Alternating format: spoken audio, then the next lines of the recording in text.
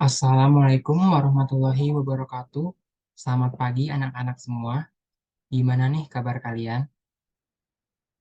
Alhamdulillah pada sehat-sehat ya. Oke, jadi pada pagi hari ini kita sudah memasuki bab 10, di mana kita akan membahas materi tentang aset tetap. Sebelumnya ada yang tahu gak apa itu aset tetap? Bagus sekali. Jadi aset tetap itu adalah harta atau aset yang jangka waktunya lebih dari 1 tahun. Oke, langsung aja Bapak share screen ya materinya.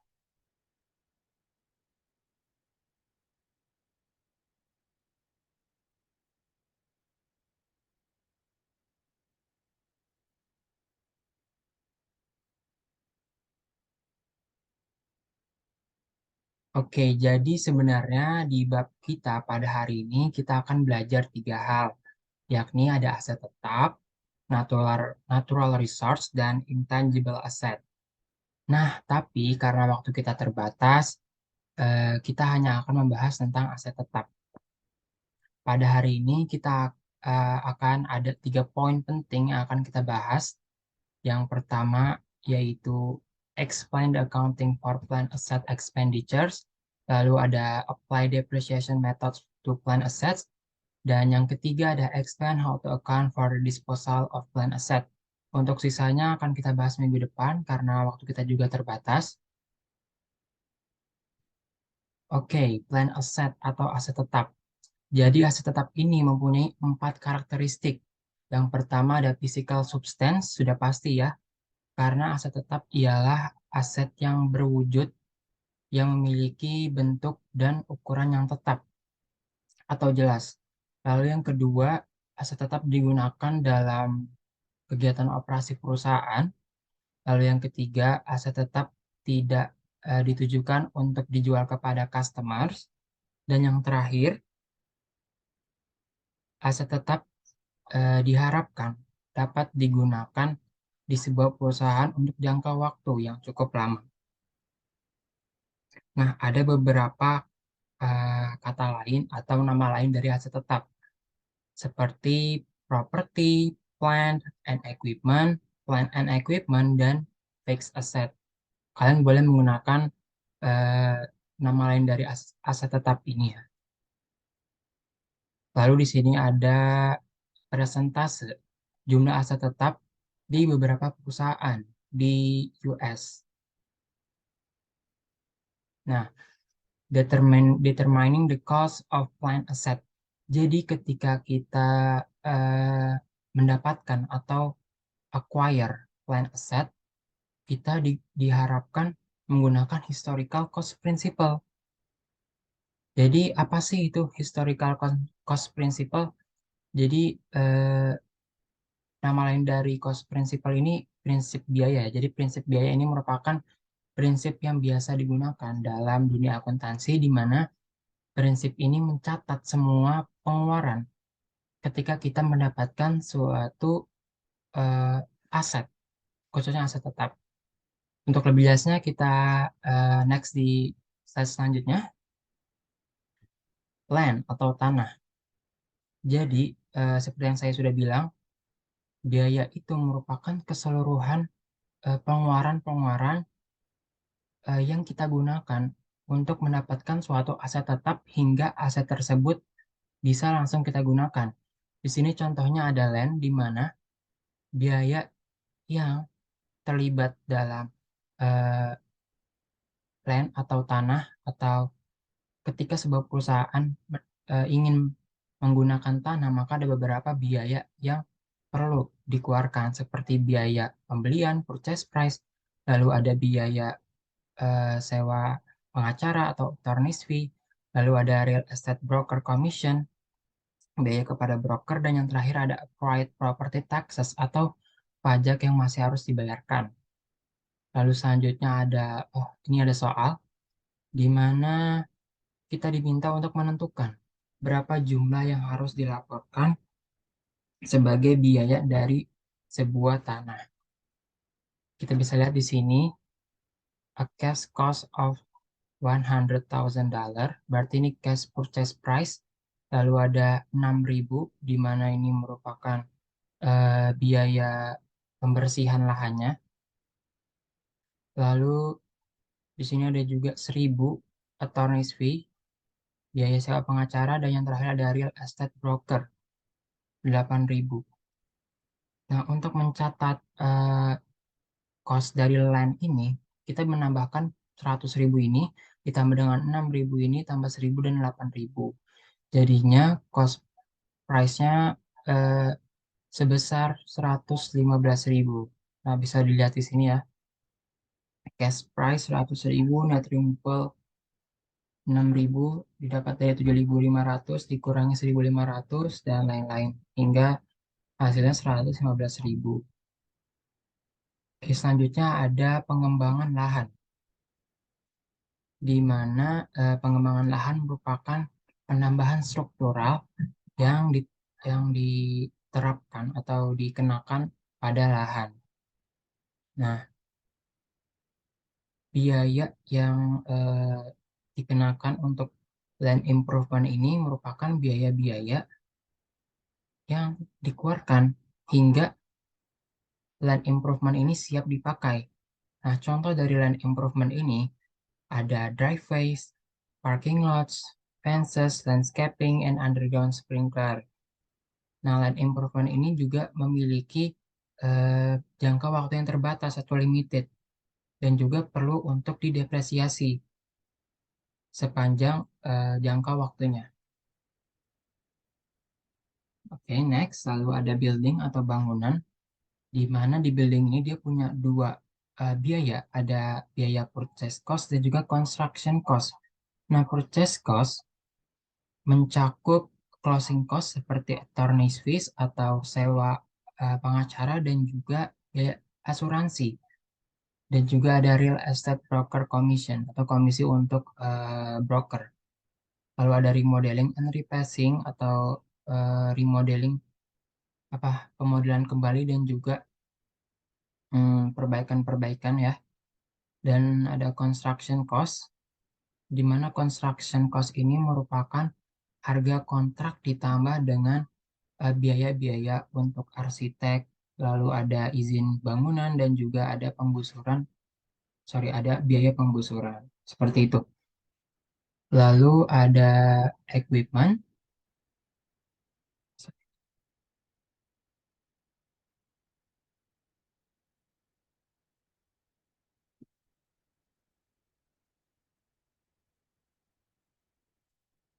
Nah, equipment ini mencakup beberapa biaya seperti biaya pembelian atau purchase price, lalu ada pajak pembelian, lalu ada juga biaya angkut, biaya asuransi, dan pengeluaran lain-lain. Seperti itu ya. Nah, di sini ada soal, kita diminta untuk menghitung biaya untuk pembelian sebuah truk pengiriman. Nah, bisa kita lihat di sini ada cash price-nya 22.000, lalu ada sales taxes $1.320, dan ada painting and lettering bisa 500. Nah, di sini ada motor vehicle license dan juga insurance policy. Tapi kenapa nggak dihitung? Karena nanti dua akun ini akan kita masukkan ke jurnal umum. Seperti itu. Nah, lihat di sini ada license expense sebesar 80 dan juga prepaid insurance sebesar 1.600. Jadi total keseluruhan kas yang dibayar ialah sebesar 25.500 dolar. Di next.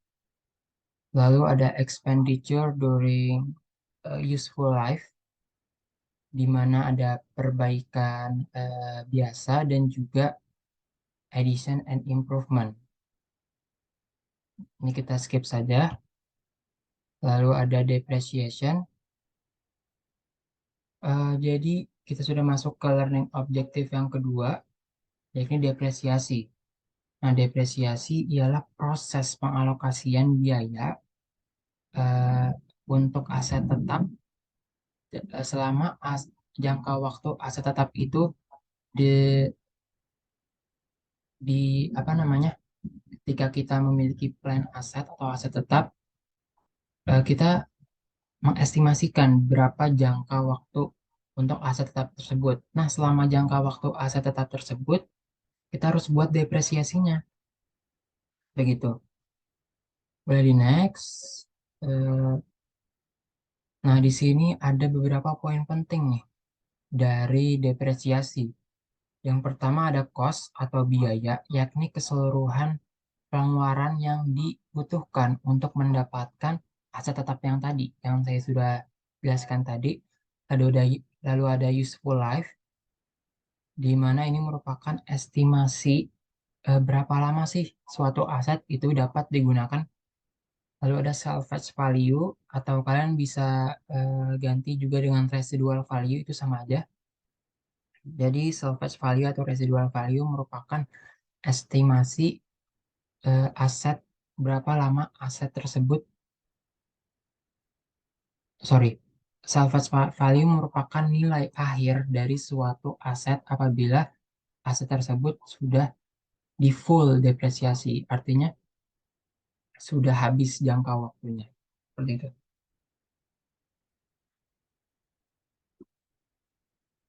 Lalu ada metode depresiasi, jadi ada 3 depresiasi yang umum digunakan di sebuah perusahaan.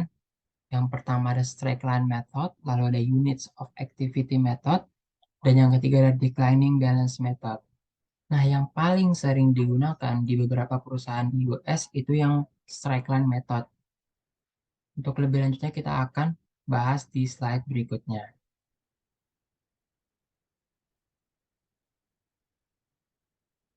Nah, di sini ada soal, kita diminta untuk menghitung depresiasi dengan menggunakan 3 metode yang tadi sudah disinggung. Oke. Yang pertama strike line method.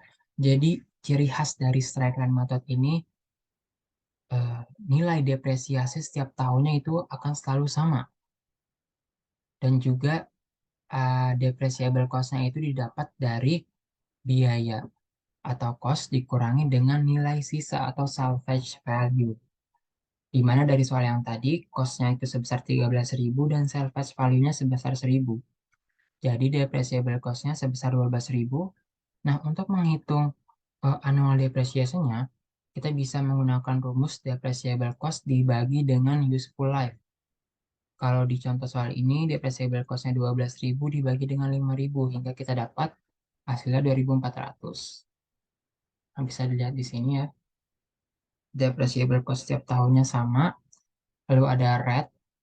Nah, rate ini bisa kita dapat dari 100% dibagi dengan useful life. Di mana useful life-nya tadi 5 tahun, jadi 100 dibagi 5, kita dapat 20%.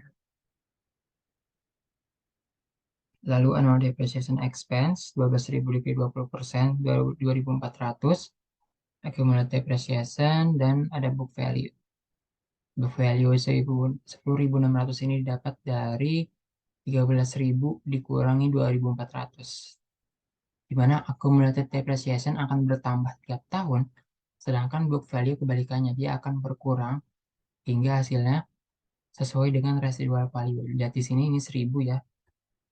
Lihat di sini di soalnya salvage value 1.000. Sama kan?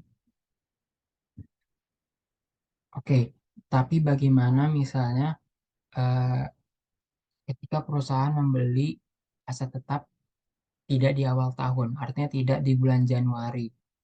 Nah, maka kita menggunakan partial year, di mana di contoh soal ini pembelian delivery truck terjadi di 1 April 2017.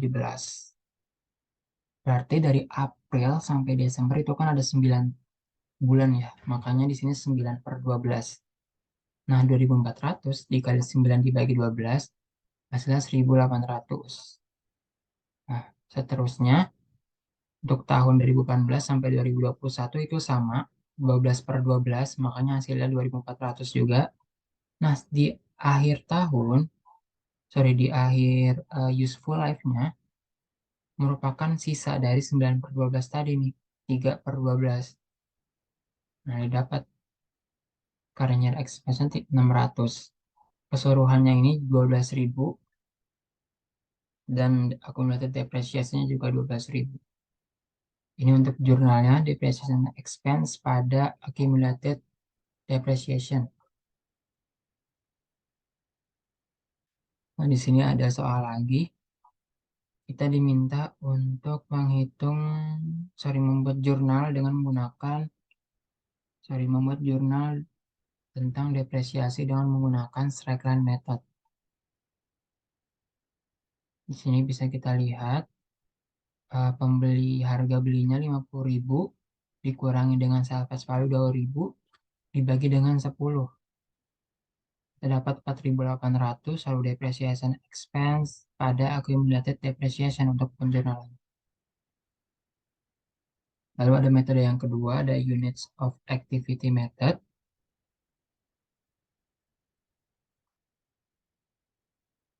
Eh, Metode ini digunakan oleh perusahaan untuk mengestimasi total units of activity. Jadi berapa sih total penggunaan dari sebuah plan aset atau aset tetap untuk menghitung biaya depresiasi per unit. Nah, untuk lebih jelasnya, kita bisa next. Kita bisa lihat di sini, depreciable cost didapat dari cost purchase dikurangi salvage value dibagi dengan total units of activity, yakni 100.000 miles. Kita dapat nih depreciable cost per unit 0,12. Nah, depreciable cost per unit dikali dengan units of activity during the year, baru didapat annual depreciation expense. Nah, ini biasanya given ya. 100.000 dan 15.000 ini biasanya udah ada di soal, jadi kita tinggal menghitung saja. Nah, di sini ada tabelnya. Miles driven dikali cost per unit sama dengan annual depreciation expense. 15.000 dikali 0,12 sama dengan 1.800. Nah, di sini ada accumulated depreciation yang terus bertambah tiap tahun, sedangkan book value yang terus berkurang tiap tahun. Tapi masih ada salvage value, jadi dia nggak benar-benar habis. Dalam artian, nilai aset itu nggak benar-benar nol gitu ya. Nah, lalu ada 5.400 ini sebenarnya didapat dari 1.800 ditambah 3.600. Jadi 5.400. Seterusnya 5.400 ditambah 2.400, 7.800 sampai hasilnya 12.000. Nah, lalu bagaimana kalau eh, sorry, kalau kita pakai metode declining balance method? Namanya declining balance. Jadi nama lain dari declining balance ini adalah double declining balance. Namanya aja juga double berarti dia dikali dua dari straight line method. Nah, bisa lihat di sini book value at beginning of the year 13.000 dikali dengan declining balance rate 40%. Ini 13.000 kita dapat dari soal yang tadi ya. Soal bentar. Nah, di sini kosnya 13.000 dikali 40%. Nah, 40% ini didapat dari dua kali rate yang ada di straight line method. Nah, persennya tadi kan kita dapat, 20%-nya tadi kita dapat dari 100 dibagi 5. 20 kan, nah 20 dikali 2 hasilnya 40%. Jadi 13.000 dikali 40% sama dengan 5.200. Nih, buat kalian yang nggak tahu 20% dari mana, dari sini ya. 20% dikali 2, 40%. Kenapa dikali 2? Karena namanya double declining balance, jadi dikali 2.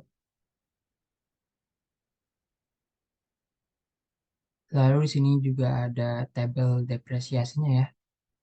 Nah, perbedaannya dalam declining balance ini kita menggunakan beginning book value 13.000. Sedangkan yang di straight line method kita tuh menggunakan depreciable cost, di mana cost yang sudah dikurangi dengan salvage value. Saya lihat kan bedanya. Nah, dikali 40%, hasilnya 5.200, sama kayak yang tadi, hingga 685.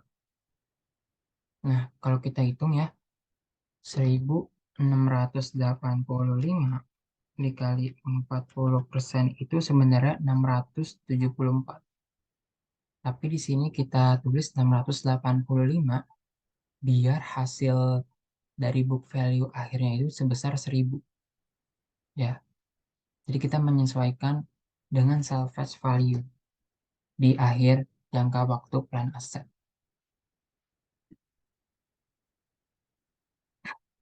Untuk penjualannya juga sama. Di kita menggunakan akun depreciation expense pada accumulated depreciation sebesar 5.200 untuk tahun 2017. Untuk tahun selanjutnya mengikuti saja di sini. Nah, lalu ada explain how to account for disposal of planned asset. Jadi bagaimana sih caranya perusahaan mendispose. Dispose itu apa ya? Kayak membuang planned asset. Sebenarnya bukan literally membuang, kita buang gitu asetnya ya, tapi di sini ada beberapa cara untuk membuang seperti retirement, sell, or exchange. Oke, untuk lebih jelasnya kita bisa next. Yang pertama dari retirement. Nah, di retirement ini nggak ada cash yang diterima oleh perusahaan dan untuk penjualannya kita mengurangi atau dalam debit kredit kita mengkreditkan akun aset sesuai dengan biaya yang dikeluarkan untuk membeli aset tersebut. Jadi bisa di sini decrease or credit the asset count for the original cost in the asset. Lalu kita juga mengurangi akun accumulated depreciation ke debit for the full amount of the depreciation taken over the life of the asset. Nah, di sini ada soal Hobart Enterprises retires its computer printers which cost $32,000 bla bla bla bla bla bla. Nah, kita diminta untuk eh, membuat jurnal dari retirement aset ini. Nah, seperti yang sudah ada di slide tadi ya, slide sebelumnya, kita harus mengurangi akun aset di kredit dan mengurangi akun accumulated depreciation di debit. Nah, makanya accumulated depreciation sebesar 32.000 dan juga equipment sebesar 32.000.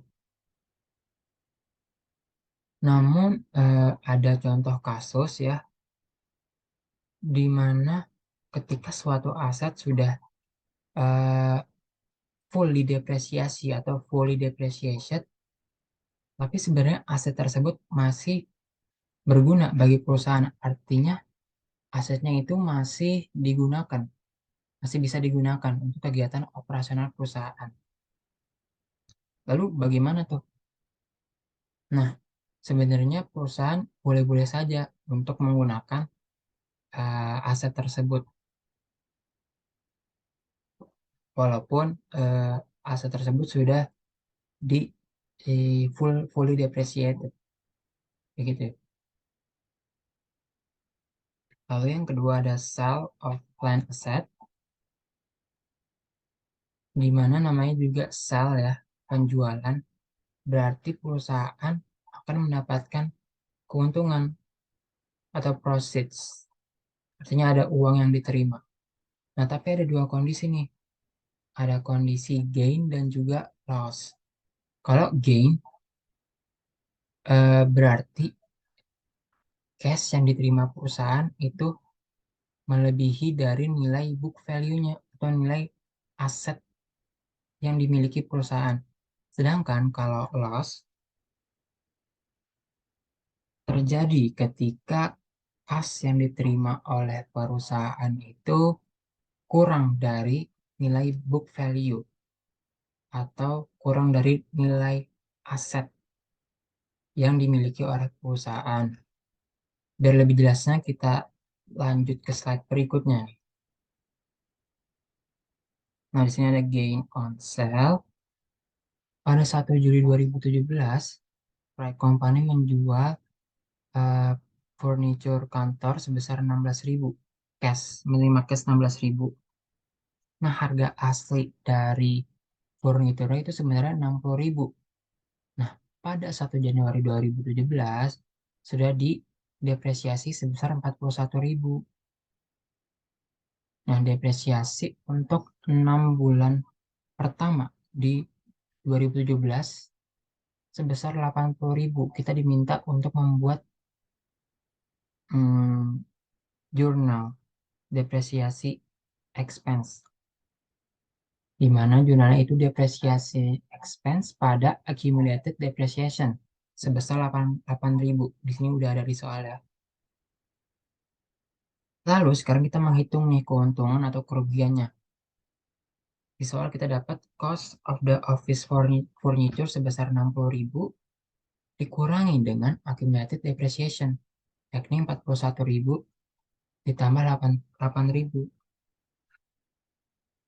Didapat hasilnya sebesar 49.000.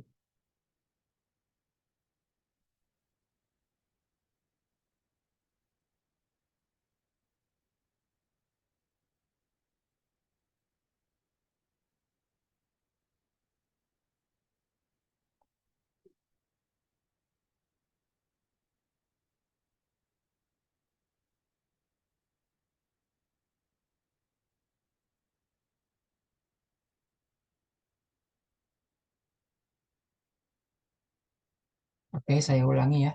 Tadi kan ada cost purchase office furniture atau harga pembeliannya sebesar 60.000 dikurangi accumulated depreciation 41.000 dikurangi 8.000. Lihat di sini 41.000 ditambah 8.000. Hasilnya 49.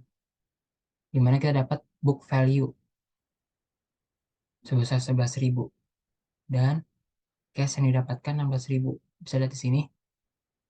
Bisa lihat di sini bahwa cash yang diterima itu lebih besar daripada nilai book value. Maka perusahaan akan mendapatkan keuntungan. Nah, untuk penjurnalannya, cash di debit bertambah karena kita menerima cash. Lalu accumulated depreciation berkurang 49.000, equipment juga berkurang 60.000, dan gainnya sebesar 50.000. Lalu kalau loss bagaimana? Nah, kalau loss, akunnya itu loss on disposal of plan asset di kolom debit. Karena loss akan mengurangi modal. Dan modal berkurang di debit. Nah, kita lihat di sini ada loss on sale ya. Di mana proses from sale 9.000 nih. Jadi, kas yang diterima perusahaan itu lebih kecil daripada nilai book value-nya. Sehingga perusahaan akan mengalami kerugian. Nah, loss on disposal of plan asset 2.000, cash-nya yang diterima 9.000, accumulated depreciation-nya berkurang 49.000, dan equipment berkurang di kredit 60.000. Lalu ada soal ya. Di sini kita diminta untuk membuat jurnal. Abstract. Oke, membuat jurnal sale of plan asset. Di mana kita dapat eh, cost atau pembelian truk itu sebesar 30.000, maka kita kurangi equipment sebesar 30.000 di kredit karena asetnya berkurang karena dia menjual. Lalu akumulasi depresiasi sebesar 16.000 berkurang di debit 16.000 dan dia menerima cash 17.000. Nah, lalu ada gain on disposal of plan asset didapat dari 17.000 dikurangi dengan 30.000 dikurang 16.000. Cash ini artinya lebih besar daripada nilai book value-nya. Nilai kas yang diterima oleh perusahaan lebih besar daripada nilai book value-nya. Makanya jadi gain on disposal of planned asset. Oke, biar tambah ngerti, Bapak akan kasih sebuah soal. Nanti kita kerjain bareng-bareng ya.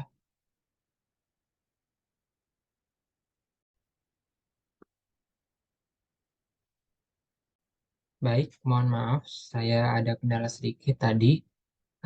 Sekarang kita akan membahas soal. Di sini sudah ada soal ya. Dan kita diminta untuk menentukan depresiasi expense selama 4 tahun, dari tahun pertama ke tahun keempat, dengan menggunakan 3 metode depresiasi. Yang pertama, kita menggunakan straight line method, di mana untuk mencari besar depresiasi menggunakan straight line method, kita perlu mencari depreciable cost sebesar, yang di sini sudah tertulis sebesar 261.000, yang didapat dari 270 atau cash purchase dikurangi dengan residual value atau salvage value sebesar 9.000. Didapat 261.000 dan rate sebesar 33,3% didapat dari 100 dibagi dengan useful life, yakni 3 tahun. Jadi 100 dibagi 3 sama dengan 33%. Lalu kita kalikan keduanya dan didapat hasil 87.000. Namun, namun karena pembelian peralatannya dilakukan pada tanggal 1, jadi kita bisa hitung dari April ke bulan Desember itu sebanyak 9 bulan ya. Jadi 9/12. Nah, 87.000 dikali 9 dibagi 12 hasilnya 65.250 rupiah. Sorry, dolar. Lalu kita dapat accumulated depreciation 65.250 dolar dan seterusnya. Hingga tahun keempat, sisa dari tahun pertama yakni 3/12 dan accumulated depreciation-nya akhirnya itu 261.000 sesuai dengan depreciable cost-nya. Lalu yang kedua kita akan menggunakan metode units of activity, di mana sebelumnya kita harus mencari cost per unit. Nah, cost per unit ini kita dapat dari 261.000 atau depreciable cost dibagi dengan useful life-nya. Di sini bisa terlihat ya, useful life-nya sebesar 18.000 operating hours. Jadi 261.000 dibagi 18.000 hasilnya 14,5. Nah, karena di soal sudah diberitahu eh, miles driven-nya tahun pertama 5.500, tahun kedua 2.000, untuk tahun kedua 4.000 dan seterusnya. Lalu kita kalikan miles driven dengan cost per unit, lalu didapat annual depreciation. Nah, book value ini didapat dari 18.000 dikurang dengan 7.500, hasilnya 10.500. Oke, hingga seterusnya sampai nilai book value-nya itu 0. Artinya kendaraannya sudah fully depreciated. Lalu metode yang ketiga ada double declining balance, di mana kita menggunakan beginning book value, artinya cost purchase awal sebesar 270.000, kita kalikan dengan declining balance, artinya 2 kali dari rate yang ada di cyclic method, 33,3%, kita kali 2 hasilnya 66%. Lalu kita kalikan beginning book value dengan declining balance rate, hasilnya annual depreciation rate. Seperti Chevron method yang pertama tadi, kita juga melakukan partial year karena pembeliannya dilakukan pada tanggal 1 April, maka kita bisa hitung dari bulan April sampai bulan Desember itu sebanyak 9 bulan. Makanya 9/12. Lalu kita eh, kalikan 180.000 dikali 9/12 hingga di akhir kita depresiasi sebesar 6.000 dolar. Mengapa 6.000 dolar? Seharusnya kalau 10.000 dikali 3 dibagi 12, eh, hasilnya itu 2.500. Tapi karena eh, di sini salvage value-nya atau residual value sebesar 9.000, makanya kita mengdepresiasi pada tahun keempat sebesar 6.000 dolar.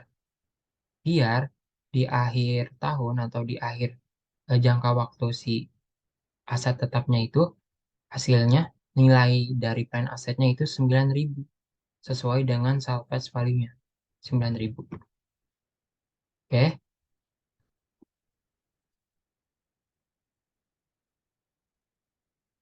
oke, cukup sekian. Apakah ada pertanyaan? Baik, kalau tidak ada, saya izin tutup untuk pembelajaran pada hari ini. Wassalamualaikum warahmatullahi wabarakatuh.